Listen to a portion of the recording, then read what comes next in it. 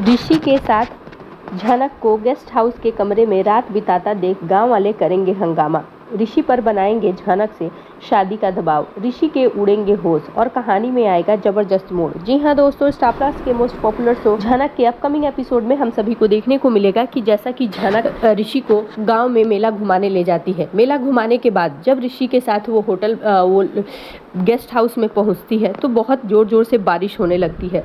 झनक रोती हुई कहते हुए नजर आती है ऋषि से कि मुझे जाना होगा, नहीं तो गांव के लोग आपको नहीं पता कि मेरे और आपके बारे में क्या क्या उल्टी सीधी अफवाहें फैला देंगे। एक गांव की लड़की को यहाँ रहना सही नहीं है। जहाँ ऋषि उससे कहता है कि ऐसा कुछ भी नहीं है, इतनी ज़्यादा बारिश में तुम कहाँ जाओगी, तुम यहीं रुको, कल सुबह चली जाना। वहीं झनक चाह कर भी नहीं जा पाती क्योंकि बारिश बहुत ज़्यादा हो रही होती है। इधर नूतन पर गंदे इल्ज़ाम लगाती है बुआ और कहते हुए नजर आती है कि अपनी तरह ही अपनी बेटी को बना दी। रात भर शहरी बाबू के साथ घर से बाहर है। जैसे उस शहरी बाबू के साथ तुमने रंगरलियां मनाई, उसी तरह तुम्हारी बेटी भी है। तुमने अपने जैसे अपनी बेटी को बना दिया।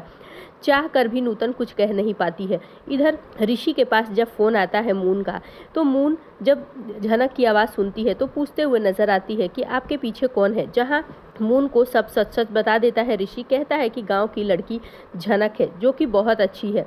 मून को कोई शक नहीं होता क्योंकि मून को कोई प्रॉब्लम नहीं होती। वहीं बड़ो माँ उससे कहते हुए नजर आती हैं कि बेटा, लाल के घर से जाने के बाद बस अब मेरे लिए सिर्फ तुम ही बची हो और मैं तुम्हें चाहती हूँ कि अपने जो प्यारे झुमके जो संभाल के मैंने रखा था वह मैं तुम्हारी शादी में तुम्हें दे दूँ।